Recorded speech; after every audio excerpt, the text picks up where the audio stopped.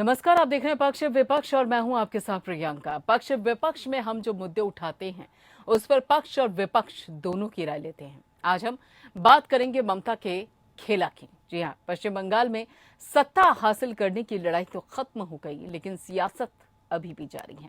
ममता बनर्जी ने चुनाव में खेला होबो के नारे से जो खेल किया, अब उसका इस्तेमाल दीदी दूसरे मकसद के लिए भी कर रही हैं। लेकिन इसे लेकर बीजेपी टीएमसी पर हमलावर है। सियासत गरमाई हुई है। पश्चिम बंगाल में आज खेला होबे दिवस मनाया जा रहा है और टीएमसी सरकार आज उन फुटबॉल प्रशंसकों की याद में खेला होबे दिवस मना रही है जो साल 1980 में एक मैच के दौरान मची भगदड़ में मारे गए थे।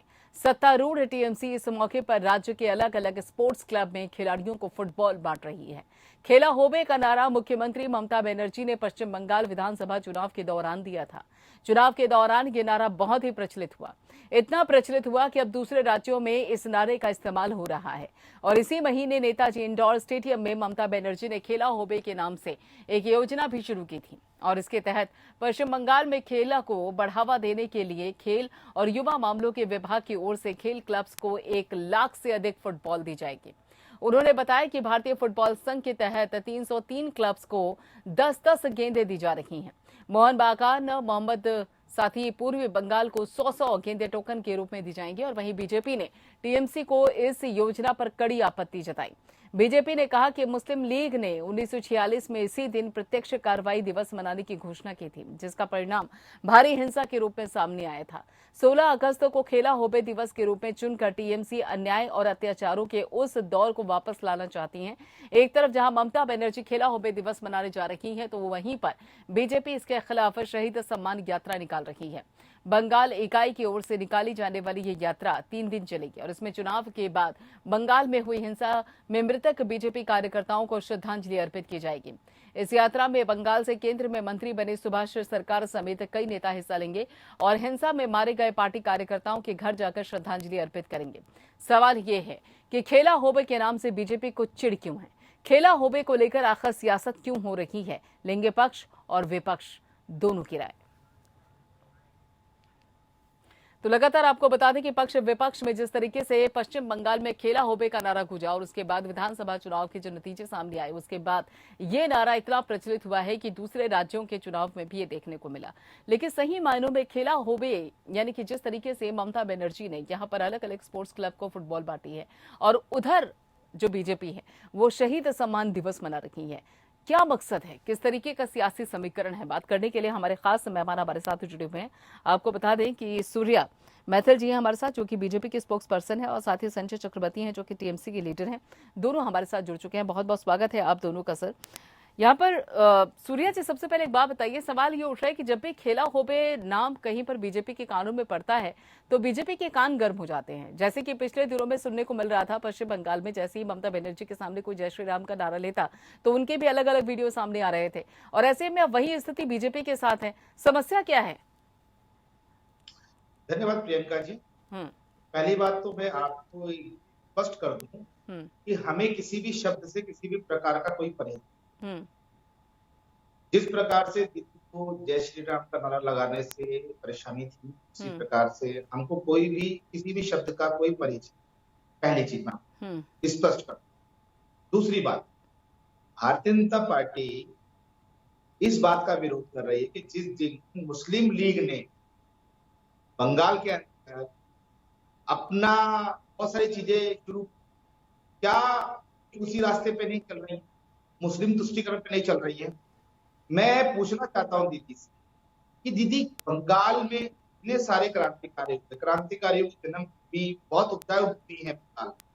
नेताजी सुभाष चंद्र बोस, बंकिम चंद्र चट्टोपाध्याय, रविंद्रनाथ टैगोर जी और न जाने बहुत सारे क्रांतिकारी, नाम भी लूंगा तो यहाँ, तो उनके विषय में तो कभी नहीं सोचा, लेकिन अपना राजनीतिक स्वार्थ जो है वो साधने के लिए जिस प्रकार से सरकारी पैसे का दुरुपयोग कर रही है और केवल जनता के अंदर भ्रामकता फैला रही है। के बाद भारतीय जनता पार्टी ने शहीद दिवस मनाने के लिए तो घोषणा की है, हमारा पहले से ही ये प्रक्रिया थी, क्योंकि बंगाल के अंदर इन चुनाव से पहले चुनावों के बाद और चुनावों के बीच हमारे हजारों कार्यकर्ताओं राजनीतिक हत्या, तृणमूल कांग्रेस उनके कार्यकर्ताओं, अभी भी आप देखें कि किस प्रकार से हजारों हमले चुनाव के बाद दिन के अंदर हुए, जिसमें कि एनएचआरसी ध्यान लिया, तो हाई कोर्ट ने एनएचआरसी की कमेटी बनाई, रिपोर्ट फाइल नहीं करने देती थी, वहां पर लताड़ा किया। तो राज्य में लोकतांत्रिक मर्यादाओं का रहा है, लोकतांत्रिक मूल्यों की हत्या हो रही है, राजनीतिक विरोधियों को चुन के मारा जा रहा है कार्यकर्ताओं को। उसके बाद खेला होवे का नाच करें, ये बहुत दुर्भाग्य। ठीक है, उनको अपने कार्यकर्ताओं को समझाना चाहिए कि प्रकार की जो हिंसा है ना करें। दीदी पीछे से सपोर्ट करती कि जाओ और मारो भाजपा के कार्यकर्ता, बहुत दुखद। संजय चक्रवर्ती जी, खेला होबे, वैसे अगर देखा जाए तो अलग अलग स्पोर्ट्स क्लब को बकायदा यहाँ पे फुटबॉल गिफ्ट की जा रही है, और जो ये स्पोर्ट्स क्लब्स हैं वो कितने मायने रखते हैं सियासत में, इससे आप भी अच्छी तरीके से वाकिफ है और हम भी। सवाल ये उठता है कि ये खेला होबे से क्या सिर्फ मकसद खेल से ही संबंधित है, या कहीं न कहीं जो विपक्ष में इस वक्त पश्चिम बंगाल में बीजेपी है उसको रिमाइंड करवाना है कि याद रहे खेला हुआ था विधानसभा चुनाव में। दरअसल बीजेपी को जो है खेला से फोबिया हो चुका है, डर बैठ गया है, क्योंकि बड़े बड़े सपने देखे थे।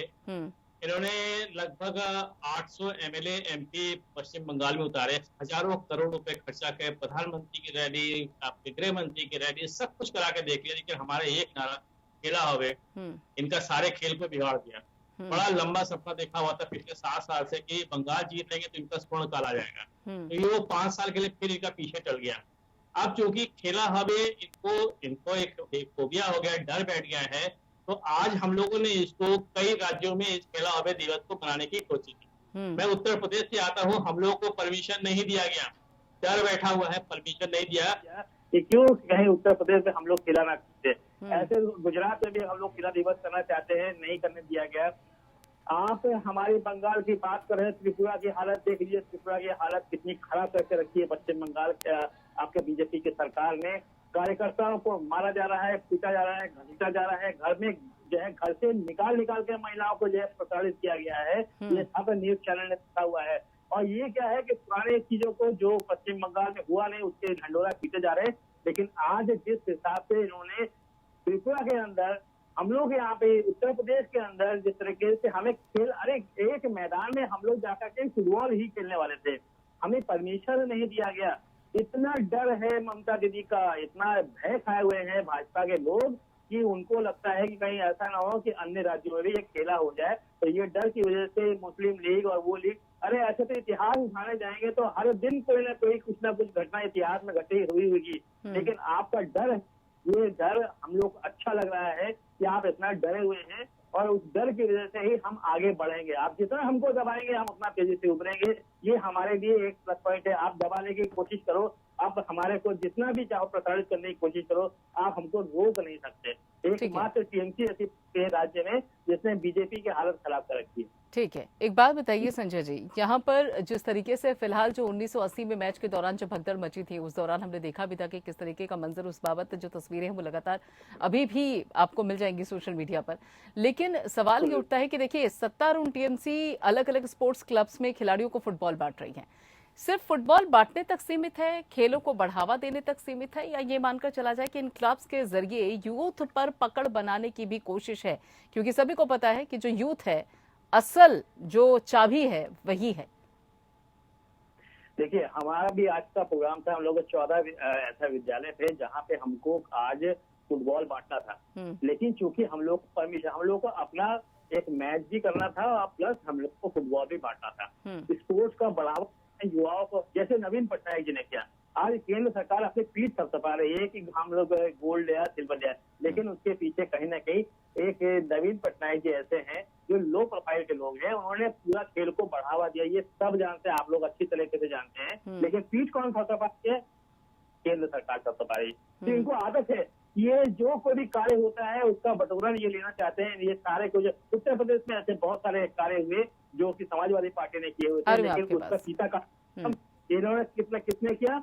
सिर्फ और सिर्फ भाजपा की सरकार ने किया। इनका अपना कोई प्रोपोगंडा नहीं है, इनका एक प्रोपोगंडा है हिंदू मुस्लिम और जय श्री राम। जय श्री राम को मंदिर में रखो भाई, अगर आपको पॉलिटिक्स करनी है तो आकर के आप मुद्दों की लड़ाई लड़ो।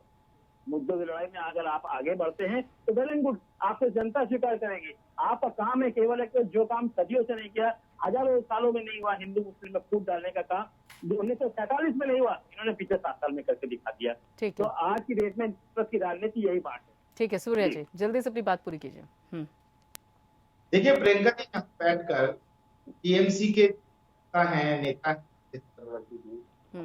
जिस प्रकार से बार बार इस बात का महिमा वर्णन कर रहे हैं कि खेला हो गया पश्चिम बंगाल में। अगर आप देखें 5 साल पहले भारतीय जनता पार्टी वहां कहाँ था? मात्र 3 सीटों वाली पार्टी जब 77 सीटें ले आती है और भारतीय जनता पार्टी के उम्मीदवार से ममता दीदी चुनाव हार जाती हैं, उसके बाद भी यहाँ बैठकर ये लंबी लंबी बातें मेरे मित्र कर रहे हैं, तो ये खुद में इनको आत्ममंथन की जरूरत है कि भारतीय जनता पार्टी वहां एक समूचे विपक्ष के रूप में, सबसे बड़े विपक्ष के रूप में आगे खड़ी हो गई। और इस बार हम लोगों ने 77 ली है, अगली बार 200 हम लेके आएंगे। याद रखिए, क्योंकि बंगाल का जो मानुष है बहुत भोला है, बंगाल का जो मानुष है ईमानदार है, लेकिन बंगाल का मानुष जो है वो आपकी जो फ्री की सर्विस थी उसमें फंस गया। लेकिन फिर भी बंगाल के मानुष ने हमको 2.5 करोड़ वोटों से नवाजा है, आशीर्वाद दिया है। 2.5 करोड़ बंगाली मानुषों ने आशीर्वाद दिया है। और आपको मैं विश्वास दिलाना चाहता हूं कि अगली बार भारतीय जनता पार्टी की सरकार आएगी। और रही बात, जहां तक आप उत्तर प्रदेश की बात कर रहे हैं, अन्य राज्यों की बात कर रहे हैं, आप कह रहे हैं बार बार खेला हो गए, खोला हो गए। अगर जिस प्रकार का व्यवहार आप लोग भारतीय जनता पार्टी कार्यकर्ताओं के साथ पश्चिम बंगाल में कर रहे हैं, उसका 1% भी अगर आपके कार्यकर्ताओं के साथ, वैसे तो आप हैं ही नहीं और समूचे भारत में कहीं पे भी, लेकिन आप पे पटका पाएंगे कोई घूम रहा हो और उसके संग ऐसा व्यवहार हो जाए तो आप क्या कहेंगे? ठीक है, हिंसा हो रही है। ठीक है सूर्य जी, लेकिन आपको सोचने का विषय है कि भारतीय जनता पार्टी कार्यकर्ता कितना ज्यादा संयमित है। ठीक है सूर्या जी, आपके सांसदों को दिल्ली के अंदर घूमने देता है, आप हमारे कार्यकर्ताओं की हत्या करते हैं, उसके बाद भी आपको हम लोग घूमने दे रहे हैं। ये भारतीय जनता पार्टी की संयम और लोकतंत्र की जो एक विश्वास है हमारा लोकतंत्र में, आप लोग लोकतंत्र की हत्या। ठीक है संजय जी जल्दी से अपनी बात करिए, फिर मुझे ब्रेक लेना है। उदाहरण है, ठीक है सूर्या जी, आपकी बात आ गई। संजय जी जल्दी से। ये देख लीजिए, आपके सामने धमकी दे रहे हैं और कोई कहते हैं कि ये लोग राजनीति करते हैं। मसला जो आज पक्ष विपक्ष में चर्चा का बना हुआ है वो ये है कि जिस तरीके से ममता बनर्जी ने कहा है कि देखिए अब खेला होगा, हालांकि अपने इस बयान के जरिए उन्होंने स्पोर्ट्स क्लब में, जो कि पश्चिम बंगाल में खासतौर पे कलकत्ता में जो अलग अलग स्पोर्ट्स क्लब हैं, उनको उन स्पोर्ट्स क्लब में फुटबॉल बांटे हैं, लेकिन उसके मायने अलग निकाले जा रहे हैं कि क्या किसी सियासी खेला होबे की भी बात कर रही है। लेकिन इस बाबत खेला होबे शब्द से ही जिस तरीके से अब बीजेपी को परेशानी हो रही है, उसके चलते भी अब सवाल उठ रहे हैं कि कहीं सियासी समीकरण से डर तो नहीं गई है बीजेपी। बात करने के लिए हमारे खास मेहमान लगातार हमारे साथ जुड़े हुए हैं।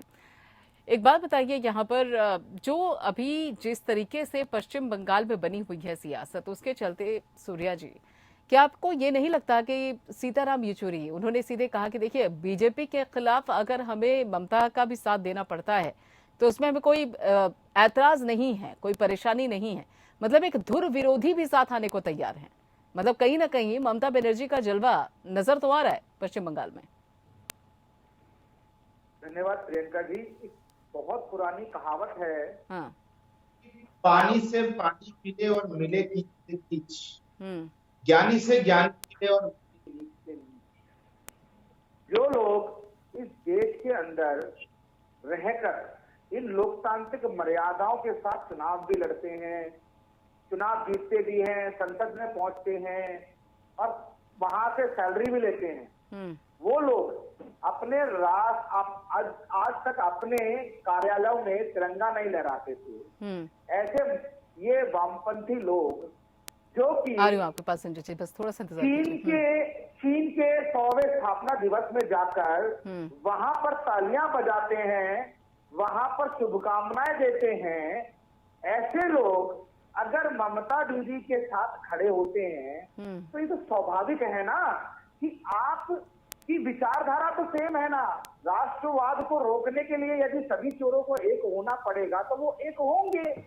आप देखिए ना, इस देश के अंदर जनसंख्या नियंत्रण के लिए बात चल रही है। इस देश में जो इलीगल इमिग्रेंट्स है उनको बाहर भगाने की जब बात चलती है तो ये सारा समूचा विपक्ष एक हो जाता है। जब लव जिहाद की बात चलती है तो ये सारा समूचा विपक्ष एक हो जाता है। जब इस देश के अंदर भारतीय सेनाओं को आधुनिकीकरण की बात की जाती है तब ये लोग चिल्ला चिल्ला के बोलते हैं पैसे की वेस्टेज है। जब इस देश के अंदर हम लोग देश के अंदर कानून को सुचारू रूप से चलाने के लिए लोकतंत्र की मंदिर के अंदर जब हम लोग कोई प्रस्ताव लाते हैं तब ये लोग क्या करते हैं, मंत्रियों के हाथ से जो है प्रस्ताव की कॉपी छीनते हैं, फाड़ के फेंक देते हैं और वहां पर चिल्लाते हैं देखो जी लोकतंत्र की हत्या हो गई। और फिर क्या करते हैं, वहां जाते हैं अपने अपने राज्यों में अपने कार्यकर्ताओं को, गुंडों को बोलते हैं जाओ भाजपा कार्यकर्ताओं की हत्या करो। तो ये तो कम्युनिस्टों की बात रही है, पिछले 30 साल इन्होंने भी यही किया है, हत्या करते रहते, राजनीतिक हत्या है, वही चीज टीएमसी कर रही है। तो ये तो सभी के सभी एक थाली के चट्टे बट्टे हैं कि ये लोग दिखाने के लिए अलग अलग है, ये है सभी एक। ठीक है संजय चक्रवर्ती, देशद्रोही। ठीक है संजय चक्रवर्ती जी, इसे क्या आप मार्क्सवादी पार्टी की मजबूरी मानते हैं या फिर ये समझते हैं कि देखिए मन से ही वो मिल गए हैं, अब हाथ मिला लिया है दोस्त भी बना लेंगे, उस बाबत क्या मजबूरी माने? क्योंकि विपक्ष का एक रोल था वो भी उनके हाथ से चला गया है, विपक्ष में और बीजेपी वहां पर है, तो उस बाबत क्या ये मानकर चलेंगे आपकी देखिए ये मजबूरी है जिसके चलते आप ममता के साथ आने की बात कर रहे हैं, खासतौर पर तब जब ध्रुव रहा करते थे और कहीं ना कहीं पूरी तरीके से ममता बनर्जी का विरोध किया करते थे। यहां तक कि उन्होंने विधानसभा चुनाव में ये भी कहा था कि अगर ममता बनर्जी को हार दिखती है तो बीजेपी के साथ भी हो लेंगे, ये तक आरोप लगाए। पहली बात तो अभी तिरंगे झंडे की बात इन्होंने कही और इनके जो मात्र जो इनका चैनल है आरएसएस 60 साल तक तिरंगे झंडे से दूर रहे, ठीक है, तो जो खुद जो है 60 साल से तिरंगे से दूर रहे हैं वो तिरंगे की बात करते हैं। अरे इनको इस तरह से बात करने से पहले एक ने 1000 बार बोलना सोचना चाहिए कि आज की चलनी सुई से ना बोले कि तेरे पीछे छेद है। और ये काम ये लगातार करते चले आ रहे हैं कि ये हमेशा वो काम करते हैं जो काम इनको नहीं करना चाहिए। अभी जो हत्या और बात करते हैं इनको केवल हत्या नजर आती है और कुछ नजर आता नहीं है, केवल हत्या की बात करेंगे। ठीक है, मेरे भी सवाल का जवाब दे दीजिए। त्रिपुरा के अंदर ये हिंसा का जो वातावरण इसमें बना हुआ है, रोज कार्यकर्ताओं की हत्याएं हो रही है, ये ढंढोरा ऐसा बात क्या है कि बीजेपी के जो जितने भी लोग हैं जब जवाब नहीं दे पाते ना तो ये हिंसा की बात करते हैं। ठीक है, अब मेरे भी सवाल का जवाब दे दीजिए ना संजय जी, हो गई अगर उस मुद्दे को लेकर प्रत्यारोप हो गया हो तो। पहली बात तो ये है कि हमारा जो मेन मुद्दा है कि बीजेपी को हटाने के लिए हमारे पास हमारे विचारधारा के जितने भी हमारे साथ आने वाले होंगे हम सबको साथ एक प्लेटफॉर्म पर लेकर के आएंगे। उसको भी साथ ले लेंगे जो इसके साथ अभी से लगातार विरोध रहा है, जिसको सत्ता से आपने बेदखल किया। मैं यहीं पे आता हूँ कि ये भाजपा ने क्या जब 1999 में जब बनाया हुआ था तो क्या ममता दीदी इनके साथ नहीं थी? थी ना इनके। तो जब ऐसा होता है कि हमें एक विचारधारा एक कॉमन मिनिमम प्रोग्राम जब बनाया जाता है तो उसमें सारे विचारधारा के लोगों को एक साथ सम्मिलित करके एक कॉमन मिनिमम यानी कि टीएमसी और खासतौर पे जो मुख्यमंत्री ममता बनर्जी है, मार्क्सवादियों की तरफ से जो भी जख्म मिले, हम पुराने अगर दौर में जाए तो सब भुला देंगे। सिंपल ये है कि आप देखा बीपी सिंह की सरकार है तो बीजेपी समर्थन कर रही थी, मार्क्सवादी समर्थन कर रही थी, कर रही थी नहीं कर रही थी। जब बीपी सिंह ने सरकार एक तरह से बाहर मार्क्सिस्ट समर्थन कर रहे थे, दूसरी तरफ भाजपा समर्थन कर रहे थे, तो उस समय ये क्वेश्चन क्यों नहीं होता? ठीक है, क्योंकि इन्होंने बनाया हुआ था, हम भी अपना एक कॉमन मिनिमम प्रोग्राम बना रहे हैं कि जो भाजपा को हरा सकते हैं हम उसके लिए हर कोशिश करेंगे, क्योंकि ये एक ऐसी पार्टी है कि जिसने देश का बेड़ा गर्क कर रखा है। 2 करोड़ रोजगार देने की बात की थी, 12 करोड़ 78 लाख रोजगार ले लिया। महंगाई जो हम सरसों का तेल जो 100 रुपए लाते थे आज 200 रुपए मिल रहा है। रिफाइंड जो हम 90 रुपए का 1 लीटर लाते थे 4 महीने पहले अब आधा लीटर मिल रहा है। मतलब महंगाई बढ़ती जा रही है, आप ये कह रहे हैं। ठीक है सूर्या जी जवाब दीजिए। ठीक है, और सबसे बड़ी ठीक है संजय जी बात हाहाकार है, चोरों के दल में हाहाकार है क्योंकि में आपसे देश का संविधान ईमानदार है। देख लीजिए जो 2 धुर विरोधी थे वो भी साथ में खड़े होकर जब भाजपा को हराने की बात कर रहे हैं कि हम 2024 में हराएंगे, जिस प्रकार से 2019 में उत्तर प्रदेश के अंदर बुआ और बबुआ 2 धुर विरोधी पार्टियां एक होकर चुनाव लड़ी कि हम उत्तर प्रदेश हराएंगे, तब भी जनता ने जवाब दिया। उसी प्रकार से मार्क्सिस्ट और तृणमूल जो दोनों एक दूसरे के कट्टर दुश्मन थे, वो भी खड़े हो गए साथ में। इससे सीधा ये संदेश दिखता है और जानकारी मिलती है कि ये लोग, इनकी कोई आइडियोलॉजी नहीं है, इनके पास में कोई विचार नहीं है, ये केवल राजनीतिक। ठीक है, बहुत बहुत शुक्रिया संजय जी, बहुत बहुत शुक्रिया संजय जी, सूर्या जी, आप दोनों का इस चर्चा में शामिल होने के लिए। फिलहाल वक्त बहुत कम है मेरे पास, तो फिलहाल अगर देखा जाए तो जो परिस्थितियां उस बाबत ममता बनर्जी पूरी तरीके से खेला होबे करने के मोड में है, लेकिन बीजेपी इसके लिए क्या कर रणनीति बनाएगी, ये देखने वाली बात है। फिलहाल इतना ही, बाकी खबरों के लिए आप जुटे रहिए।